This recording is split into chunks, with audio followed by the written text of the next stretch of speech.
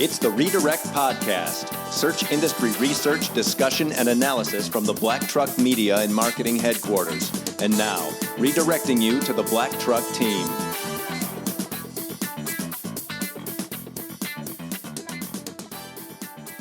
Welcome to episode 50 of the Redirect Podcast. It is Friday, June 22nd, 2018. I'm Jason Dodge, founder of Black Truck Media and Marketing, joined this week by Ashley from the Black Truck team. Hey, Ashley. Hello. It's just us. This is it. We don't have our third wheel with us today. Normally there's three of us bantering back and forth about search industry topics, but today, Ashley, it's going to be you and me. So there's a lot of stuff as always to discuss. There's some great industry insights that we're going to share from this past week. Everything from ranking factors for 2018, and the big one that I'm going to talk about certainly will be updates to the Google AdWords interface UI changes there. But a couple of reminders that are top of mind as I was doing some industry reads and just kind of updating my own notes that July is fast approaching. And that's going to be a very busy month in the world of search marketing. Keep in mind that the speed update is looming from Google, so that's still slated to roll out. So the speed update is really taking a look at quite frankly, the speed of your site. So how is it loading? How quick is it loading to first paint? Really probably, I think you have a couple weeks yet, probably 2 to 3 weeks of getting sites in check. But a couple areas that are probably going to be quick wins for people to look at is, go and do a crawl of your site. Pat had touched on some different crawl tools to use in our last or 2 episodes ago, maybe episode 48 probably, on benefits of doing periodic crawls of your site. And one of them, specifically if you use something like Google's page speed tool, see where your site is being bogged down. If anything, go take a look, see what's holding it back.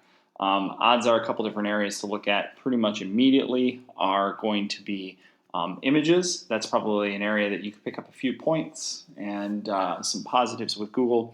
That's going to be my tip on that in terms of how to maybe get over the hump there a little bit. As far as reducing file sizes. Yes, correct. Yep, great clarification. Reducing file size, not image size, not image dimension and ratio, but file size. So go and run your site through page speed tools and see what gets kicked back. Get your developers involved if you yourself are not savvy enough to do that, which is okay, and get some things updated here because I don't think anybody really knows what's going to happen with that rollout, as most algorithm changes.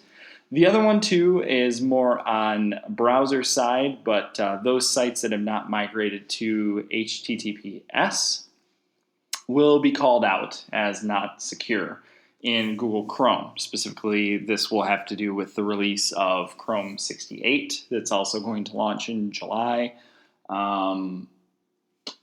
Get on that.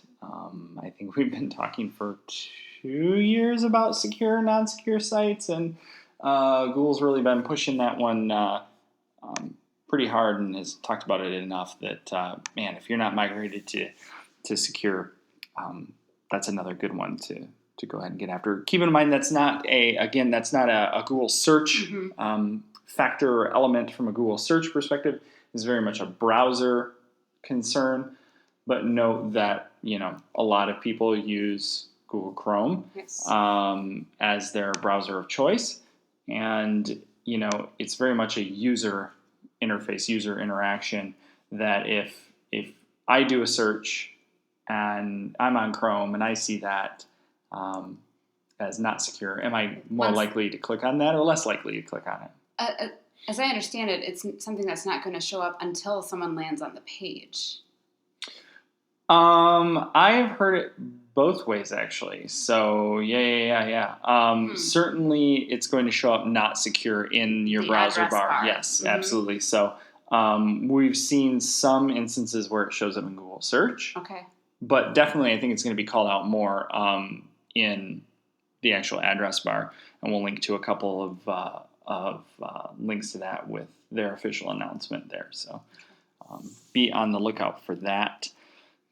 So speed and also security.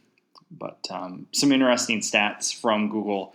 Over 68% of Chrome traffic on both Android and Windows is now protected.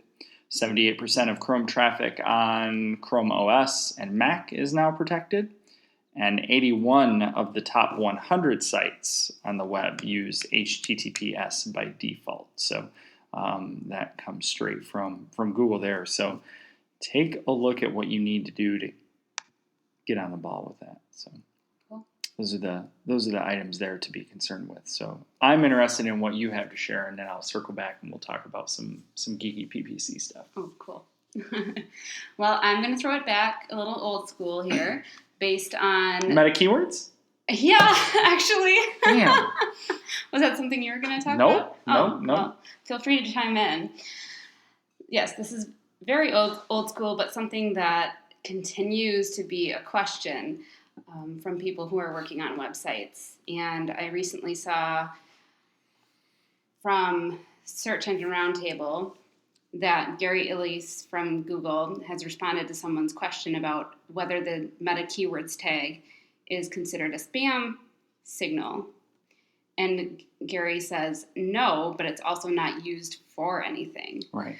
And so just to back up a little bit, meta keywords are just one of the meta elements that don't appear on the page and aren't visible to your visitors on your website, but these can be seen and read by the search engines, and some of them, especially the page title tag, can be used as a ranking signal for your website. And so many CMSs will probably still have a place for you to include these meta keywords.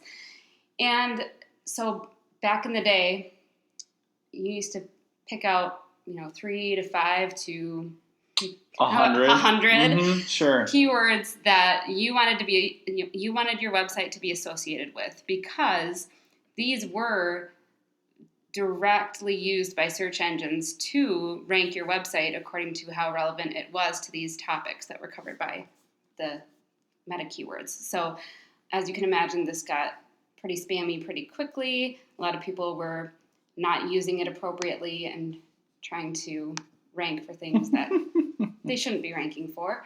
And so Google caught on to that, and they're no longer used as a ranking factor.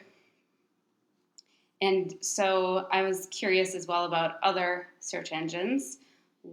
Has there been any change? Are they relevant at all anymore? Evolution of meta keywords. Yeah. Excellent.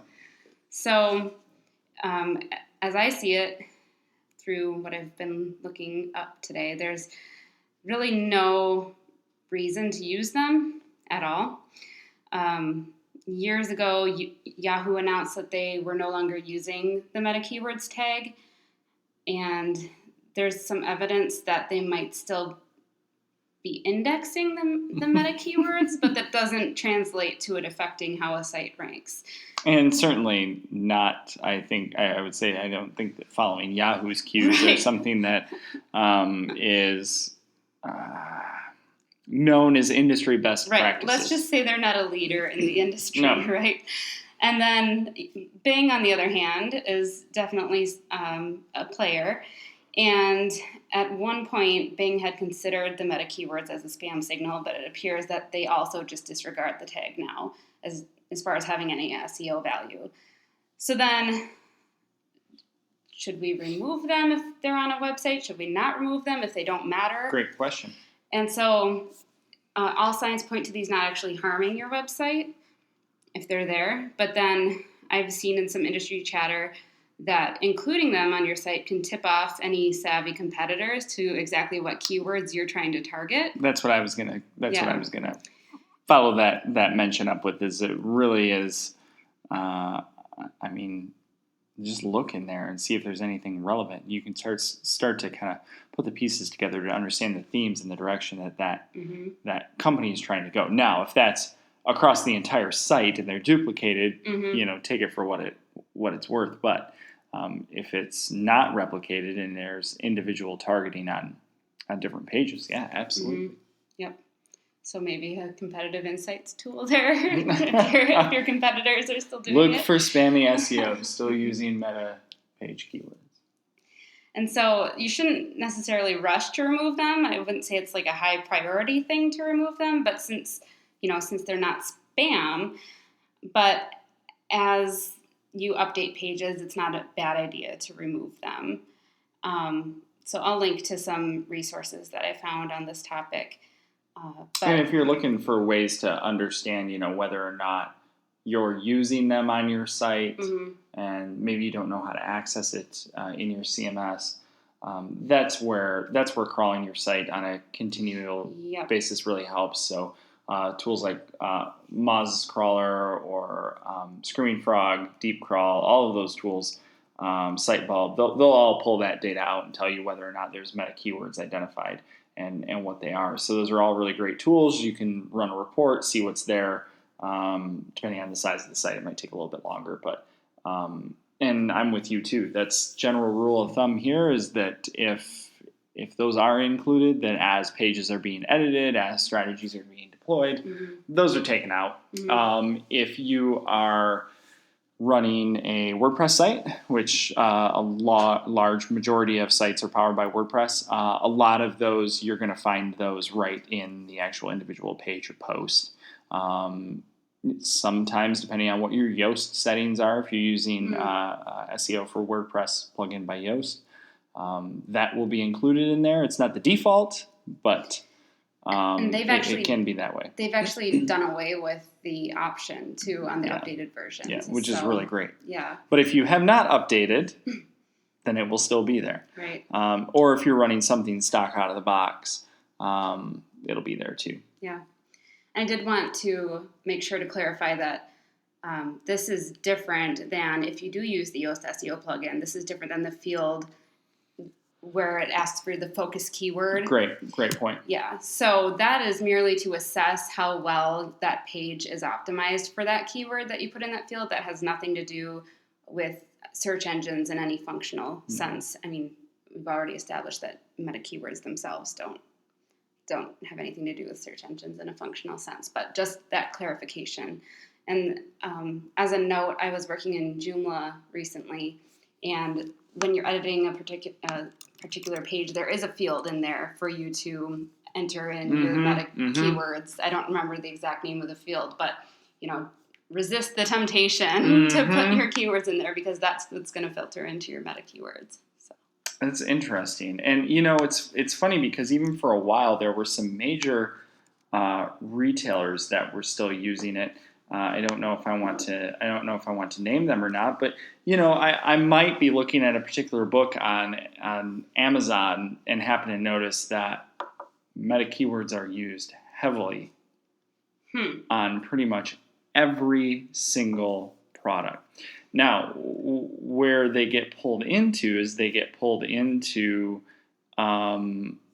all of the product detail type information, such as who the author is, who the publisher is, what category it is included. So, for instance, I'm looking at this book. It's called "Contagious: Why Things Catch On" by Jonah Berger. It's Simon & Schuster published. Gives the identification number that it's advertising and promotions. Marketing this is chock full of ridiculous keyword data. Why Amazon does this, I don't know. Personally, I have not gone down that rabbit hole to understand, dig into who's done the research on this, I should say, to say why they're using meta keywords. I think it could be like it's an internal filtering type of an arrangement for them, or perhaps it is helping power their internal search. So while we talk about normal meta keywords from our standards, from general good on-page SEO standards, there's no relevancy. There's no reason to. In fact, to your point, it can be a great way to do competitive research. I'm going to flip that around and say, now, if you are a retailer or manufacturer selling your wares on Amazon, it's clear that Amazon is using it, and it's clear that Amazon's using it. I will go out as far as say that they're using it in their search, so internal search. So if you can look at Amazon as a vertical search, which it is, and then those products get indexed in Google, I have to say that there's going to be some advantage to you utilizing meta keywords somehow and being very descriptive in your Amazon descriptions. Now, editing those in Amazon, I am not familiar with, so I can't speak on that. Yeah. Full disclosure. However, I'm more familiar on the promotion side and running ads in the Amazon platform than actually administering a product in there. But I have to imagine that has a lot to do with their internal search. And man, I'm sorry, but the more that product comes up, the more popular it is, the more reviews it gets. Google's probably going to take notice of that. And so, again, if it's on your site, probably not. I would not. But man, if it's on something like Amazon and that's what they're using to help power search a little bit, or personalization or something, again, I don't know what it is. Might behoove you to understand that and include that. It also might be a really great research tool that if I can look at particular business books, can I mine meta keyword data for themes and closely related themes? Could I look at a series of products, pull the meta, strip the meta keyword data out, toss it in a spreadsheet, a word cloud, whatever your quick and dirty method is, and start to identify trends? Absolutely, you could do that. So again, it's more on that, back to your point about like competitive metrics and insights. I think you totally could use it there. So interesting. Yeah. So geek out. I like it. But yeah, general rule of thumb, nix them, edit them out over time. And yeah, and if you're working in some CMS that requires them, I would start to think about moving to a different CMS, just because that to me tells that maybe that CMS is a bit outdated and antiquated, and those products are better sorted by product categories and things of that nature, things that can be tagged differently on the back end and closely related. So, and it probably would ultimately provide a better user experience. So there's that. Well, that's a good find. Yeah. It's great. You went down a rabbit hole there. I did. It was fun. All right. I'm going to turn the tables back around here and let's talk about AdWords for a moment. And a couple kind of quick hit items I think that everyone who's managing AdWords campaigns or has managed AdWords campaigns. So if you're actively managing AdWords campaigns now, you should be well aware of this. If maybe you had been managing them and took a little bit of a break, then you're going to be surprised by this. But this has been happening for about a year now. But the old UI in AdWords is going away. They're going to start to sunset this. Back in March, Google announced it would retire the legacy AdWords interface by the end of 2018. And actually, according to Search Engine Land, that a few advertisers have actually started to receive notices that they'll be switching over to the new platform in July. Now, this notice from the screenshots I've seen look similar to notices that were out like a year ago for access to the beta. So it's really kind of weird, and even to that point where they were saying, no, we're moving away from this legacy UI to the new UI. I even had to check the date of the blog post to make sure, like, are we sure this is not old? So we've been operating on the new AdWords interface ever since it was a beta. In my opinion, this is a good move. This needed to happen. This was a case where Google took their time in transitioning, and rightfully so, because it's a big moneymaker for them. But it also is pretty painful when some actions could only be made in the old interface. So you kind of had to jump back and forth. And I question, like, was this a case where maybe pulling the Band-Aid off and forcing everyone into the new platform would have been better? I don't know. That's just my opinion.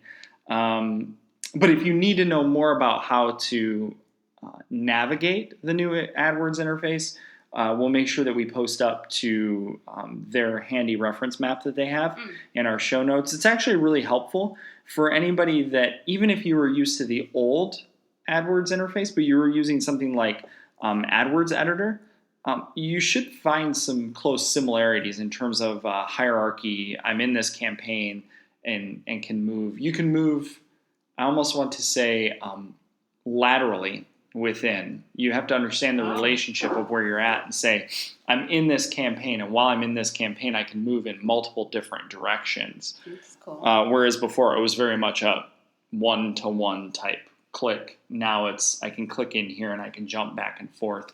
I can even stay in campaigns and jump accounts, if that sounds weird. So you really, if you're not used to it, take your time, get used to it, familiarize yourself with it. We'll definitely be linking up to the handy reference map from Google. But really, I think it's going to be, I think it's for the better. There are some items that are going away when they move over, and excuse me while I click around, I want to make sure that I get those right here. Because there are going to be some things that will probably go away. There's some new keyboard shortcuts, which is fantastic. But there are going to be some switches that happen there. So it's not going to. Their big thing is that they don't want to switch accounts during the busy holiday months in November, December. So sounds like probably by the end of October everything will be moved over. So if you're a big, e-commerce player, or your key times a year are the holidays, you might want to get that transition happening now. Get you and your team familiarized with it. So it's happening. We've been in there since the beta. Stop putting it off. Get familiar with it. Start sooner rather than later. Yeah. Just as this article, even from Search Engine Land, recommends. I don't go back to the old UI for anything. The only thing I ever had to go back there for was some things couldn't be edited, meaning some extensions and things that we had previously automated, maybe, as well as, excuse me, if you had locations synced up. So that's how you can get a location extension, so it pulls in your various locations and stuff. That was a little bit of a painful process to go through for a couple big accounts when we're talking that manage, when you're dealing with a brand that has over, say, 50 locations, things started to get a little wonky. So your hand was forced into going back to the old UI. But it's pretty bad when even the AdWords team didn't know that. So. Nonetheless, get used to it, move in that direction. So, really to recap this episode, some really good items. Get your site secure. If you're not there, get a plan together. I have to imagine you're going to have, the month of July to get your ducks in a row. So if that's been on your radar, make it happen.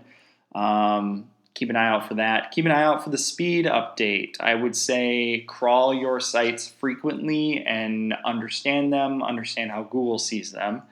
And when you're making those edits, edit out those damn meta keywords and get rid of that. Also, I think it's a good point too, Ashley, you bring up, if you're working with an SEO who's talking about using meta keywords, that should be a bit of a red flag. Mm-hmm. And you probably should say this is someone who's not, it doesn't mean that they're a bad person, but they're probably not up to speed with today's SEO practices. They're trying to play by the rules, but they're trying to play by the rules circa 2005. Right, yeah. Exactly. Mm-hmm. So keep an eye on that. If you're managing AdWords, get up to speed there. Bing's going to roll out some UI updates too, but I'm going to save my breath on that for right now until the next episode of the Redirect Podcast. Until then, thanks, Ashley. Yeah, it's great. And good luck. This has been the Redirect Podcast. Check out the show notes at blacktruckmedia.com and add us on iTunes and Stitcher.